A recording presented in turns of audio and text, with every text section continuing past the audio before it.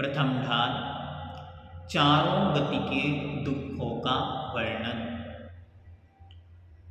सर्वप्रथम मंगलाचरण। तीन भुवन में शार, वीतराग विज्ञानता, शिव स्वरूप शिवकार, नमः त्रियोग समारिके।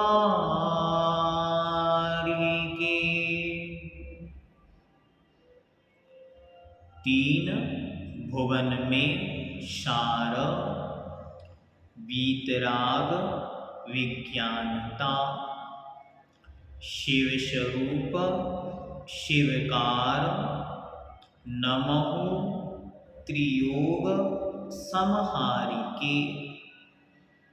आइए एक एक शब्द का अर्थ देखते हैं।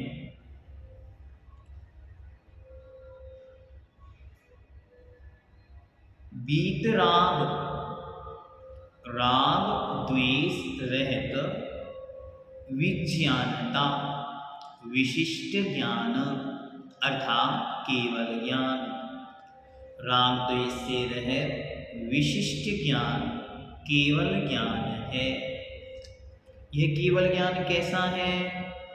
तीन भुवन में शार, तीन भुवन अर्थात तीनों लोकों में शार उत्तम वस्तु है। तीन भुवन कौन कौन से? अधोलोक, मध्यलोक और ऊर्ध्वलोक, ये कहलाते हैं तीन लोक या त्रिभुवन। इन तीन भुवनों में सर्वश्रेष्ठ सर्वोत्कृष्ट यदि कोई वस्तु है तो उसका नाम है वीतराग विज्ञानता अर्थात विशिष्ट केवल ज्ञान। वह केवल ज्ञान कैसा है? तो उसकी विशेषता बताते हुए कहते हैं शिव स्वरूप। शिव का अर्थ है आनंद। यह केवल ज्ञान आनंद स्वरूप है। और शिवकार अर्थात मोक्ष को प्राप्त कराने वाला है। उसी में त्रियोग अर्थात तीनों योगों को मन, वचन, काय ये कहलाते हैं त्रियोग। इन तीनों योगों को समहारी के संभाल करके नमः नमस्कार करता हूँ। पुनः एक बार सारे शब्द देखें। वीतराग अर्थात राग द्वेष रहित, विज्ञानता विशिष्ट केवल ज्ञान, तीन भुवन में तीनों लोकों में शार उत्तम वस्तु है।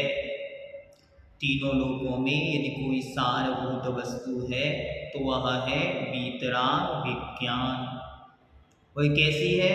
शिव स्वरूप, मोक्ष के आनंद के स्वरूप है। शिवकार अर्थात मोक्ष को प्रदान करने वाली है। उसी में त्रियोग संहार के मन वचन काय रूप तीनों योगों को संभाल करके नमः नमस्कार करता हूँ। वीतराग विज्ञानता अर्थात राग द्वेष रहित केवल ज्ञान तीनों लोकों में सर्वोत्तम है। यही आनंद स्वरूप है और मोक्ष प्राप्त कराने वाला है।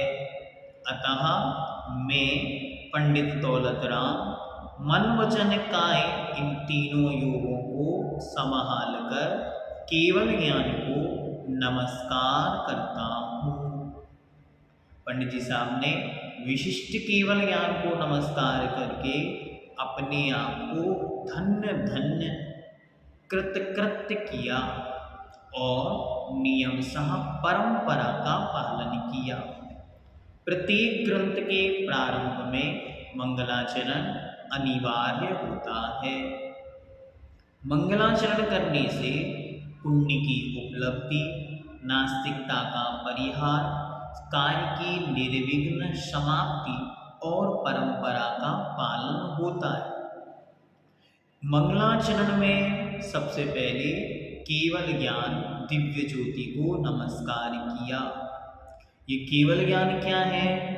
यह केवल ज्ञान तीनों लोकों के अनंत द्रव्यों की अनंत पर्यायों को एक साथ जानने की सामर्थ्य रखता है। ऐसा विशिष्ट, अनुपम, अनुपमेय ज्ञान तीनों लोकों में सारभूत है, आनंद प्रदान करने वाला है और मोक्ष को प्रदान करने वाला है।